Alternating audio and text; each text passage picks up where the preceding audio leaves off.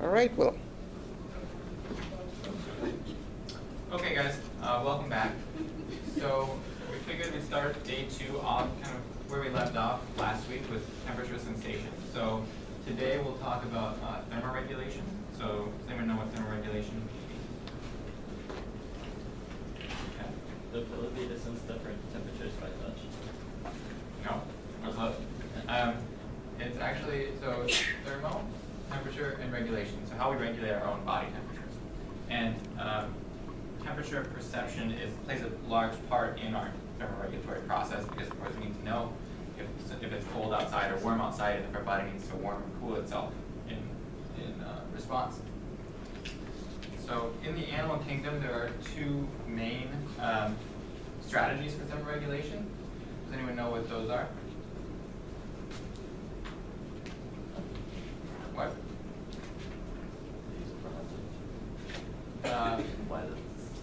Yeah, that's actually there for a different reason. That's a hint.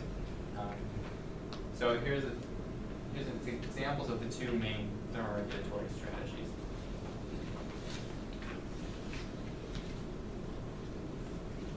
So we have what kind of animal? Snake and mouse. So snake is a reptile. Yeah. Cold-blooded versus warm-blooded. Yep, cold-blooded and warm-blooded. So of course the mouse is warm-blooded. You can see that it is able to heat its own body. It's also known as endothermy. So birds and mammals are warm-blooded. And then cold-blooded, you have the snake that's an ectotherm. And so this is reptiles, amphibians, and insects. So both strategies are extremely effective. You have ectotherms all over the world, for the most part. But for the purposes of this class, we'll focus a little bit more on warm-bloodedness, just because that's what we as humans are, and kind of go over the thermoregulatory system and how our body is able to use that sensory information we talked about yesterday, that sense of temperature, and use that to change your own body temperature. So the basic pathway begins with the skin temperature perception. So you have these neurons that are activated by different temperatures, and as we said yesterday, they send that information to the brain. And one of the regions they send this information to is known as the hypothalamus. So have you guys heard of the hypothalamus?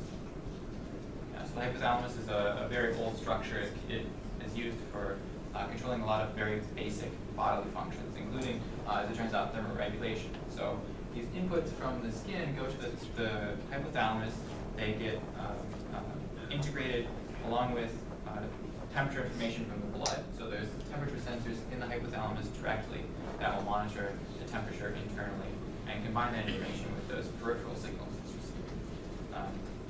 And then depending on whether it senses that your body is too hot or too cold, it will initiate responses to allow you to maintain a stable body temperature. So for instance, if you're in the cold, your body will try to thermoregulate by warming up to prevent you from going hypothermic. So can anyone think of any examples of how your body warms itself, or how it keeps from going hypothermic?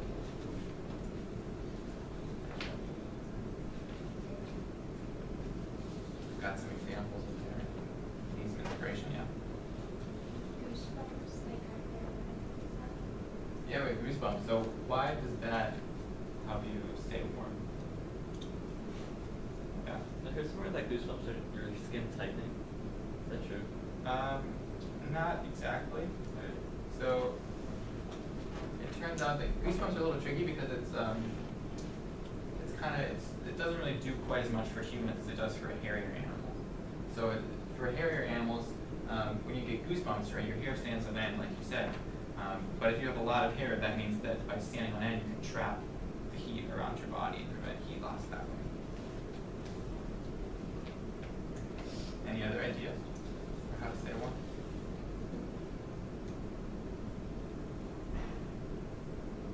Sweater. Put on a sweater? Yeah, sure. That sounds right. Of course, behavioral adaptations are huge. Go find shelter. That's probably the biggest way. But I was thinking more like what this guy's doing besides. Yeah? Track. But if this was a movie, what do you think he'd be doing? Shivering, yeah. So when you get cold, you shiver, right? And that muscle movement is enough to warm you a little bit.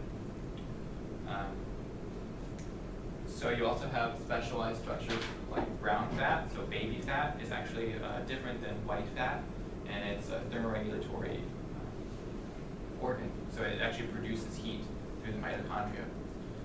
And this is especially important for babies. This is one of the main ways that babies maintain their body temperature. So another one, as you said, skin tightening. Sort of along those lines, what your body does do is vasoconstrict. So it closes blood vessels, it tightens blood vessels so that you have less surface area and you lose less heat to the environment. So by pulling these blood vessels away from the surface and by tightening them, you can prevent heat loss. And then we said goosebumps. So right now we're in the middle of a heat wave, and so your body has to try to cool itself down and prevent overheating, because if you get heat stroke or anything like that, it's a very serious condition. So can anyone think of any ways your body acts to cool itself? Yeah. Sweat. Sweating, yeah. So how does sweating cool you? I don't know that exact science behind it. Words or something, and then the water's supposed to cool you off. Yeah, sort of. It's true. Anyone have any ideas how sweating might cool you down?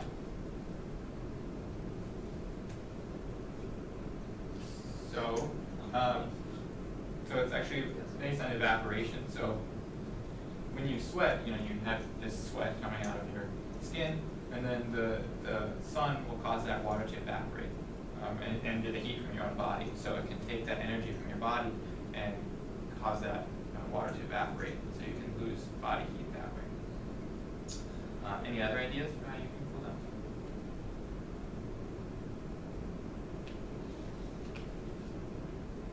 So we said vasoconstriction for warming yourself.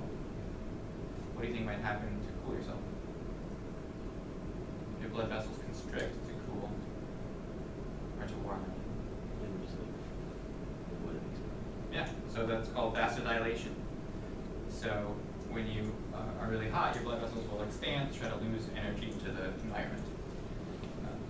And sort of a similar adaptation is in animals like jackrabbits. Does anyone know why jackrabbits' ears are so big? Not just for hearing. Yeah, so you can see maybe there's some blood vessels up there. And so it can pump this really hot blood up through its ears, and then that has a lot of surface area in contact with the environment, so it can lose a lot of heat to those ears. Don't elephants do the same thing? Through their ears? Yeah. It's possible. Sure, they could. It could be. Yeah, so that's a fairly common adaptation. And even in birds, so like a toucan has this really long bill.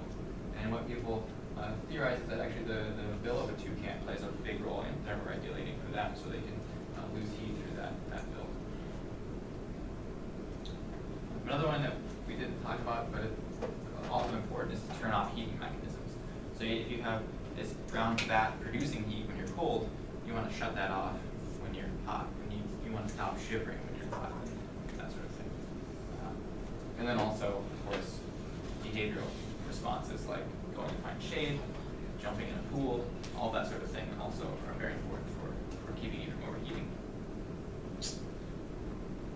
So, but we're pretty good at sweating, but not every animal is. Can you think of anything other animals might do to stay cool? Yeah. Lick themselves? Yeah, actually that's a big one, licking themselves, and panting. So, did you know that kangaroos lick themselves? No. What animal were you thinking of? Well, I remember the mouse experiment that you were showing the other day. They licked their paws. Oh yeah, that's a good point. Yeah. So if you can't sweat, right, you can just lick yourself and basically put on saliva put on sweat with your saliva, and then that way you can lose heat as well. And then of course you've probably all seen dogs panting. It's kind of a somewhat similar process, but they can pant and lose heat that way. So we think warm-bloodedness is pretty cool. It works pretty well for us. What are some benefits of being warm-blooded compared to being cold-blooded? Or would you rather be cold-blooded? Yeah. Well,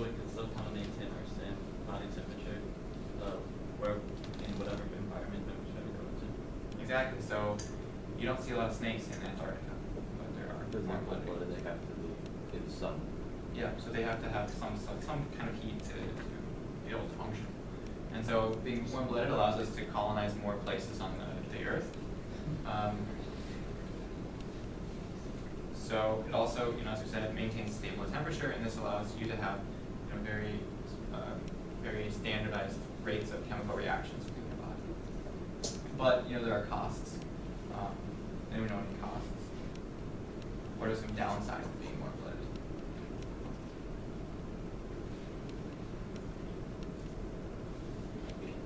Any? Perfect. Oh, we could overheat. You could overheat. I mean, yeah, but I don't know a cold-blooded animal. What's that? I just said money. Money? I don't know why, because I saw something. You saw something there.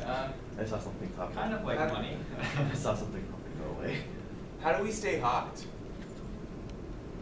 Like where? So how often does a snake have to eat?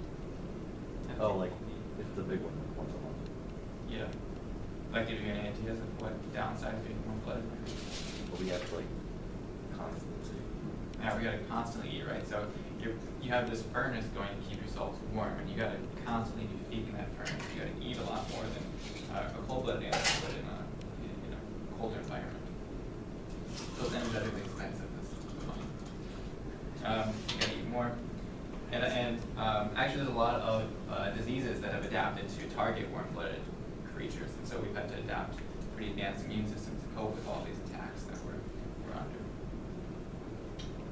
So, but there are certain animals that try to make the best of both worlds to get around the downsides of each strategy. So can anyone think of any type of animal that displays warm-blooded but also somewhat cold-blooded characteristics? Is it that one? What a great guess. Oh, that one, yeah. But more specifically, what is that one? Why would I put that one up there? 13 lion ground squirrels. That's true, that's what that is. But more generally, so that's just another hint. So what groups of animals display some warm-blooded and some cold-blooded? Some rodents. No. So if you think about what I told you that we study in our lab,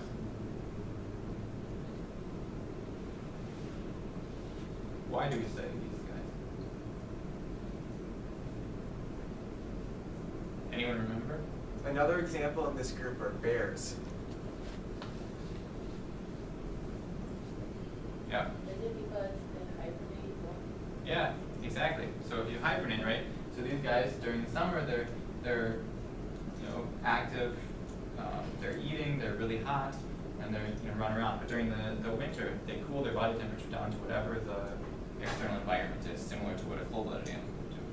And so they can basically shut down a lot of the thermoregulatory thermogenesis pathways, and so they go almost like a cold-blooded animal would. So here you can see a picture of one of our squirrels during this hibernation season. You see it went from being really hot in the infrared camera to just this cold ball compared to the human hand there. So as I said, their metabolism drops very low during hibernation, their breathing rate drops dramatically, their heart rate drops from a really fast several hundred beats per minute to just a couple times per minute, and their body temperature will drop from 38 degrees down to whatever the ambient temperature is. So in our cold room, this is 2 to 4 degrees Celsius, so this is about the temperature of your refrigerator. But they're still able to function, and they are able to wake up from hibernation and move around fine, unlike what a person would do if we got our body temperature down. So we try to study these animals in order to better understand how they're capable of turning this thermoregulatory pathway off, how they're able to cope with hibernation, survive, and with the idea that maybe one day this can be applied to humans. And so one of the ways that we study this hibernation process is through the use of what's called an infrared camera. So I'll show you an infrared video of a squirrel waking up. If someone wants to turn off the lights. So, is everyone familiar with an infrared camera? Yeah. Yeah? Have you guys used it before? Call of Duty. Okay. Yeah, it's basically the same thing. So it just measures infrared radiation, so heat given off. And so this movie is a squirrel waking up. So we've taken a squirrel from the cold room and we've monitored its arousal process using the infrared camera. So in this way we can study how heat is propagating through the animal and where sites of thermogenesis are occurring.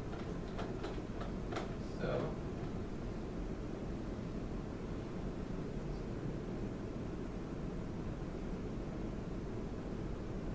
here it is. It's still cold from being in the cold room. We've put onto a room temperature lab bench. Here's the temperature scale in Fahrenheit. And you see that right away the head and the upper back start to warm up really early on, but the rest of its body stays pretty cold. And that's because that brown adipose tissue that I talked about, that baby fat, is a huge heat source for these animals during this early arousal. So you see this large warm spot there. And then it's only very gradually that that heat propagates down through the rest of the animal. And this is all through vasoconstriction and vasodilation. So by changing the size of the blood vessels, they can specifically route warm blood to the organs that are most essential for the arousal. So you can see there at the end it's kind of hopping around. Its back legs are almost still asleep.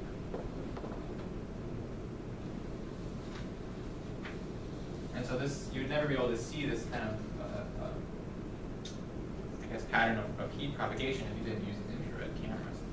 So by using this sort of experiment, you can see a lot of otherwise hidden things in the world, like that toucan's beak that was only identified through the use of infrared. And so what I have here today is actually our very own infrared camera. And so we can play around with it and just check out the infrared world and see if we can see anything interesting. It's not on.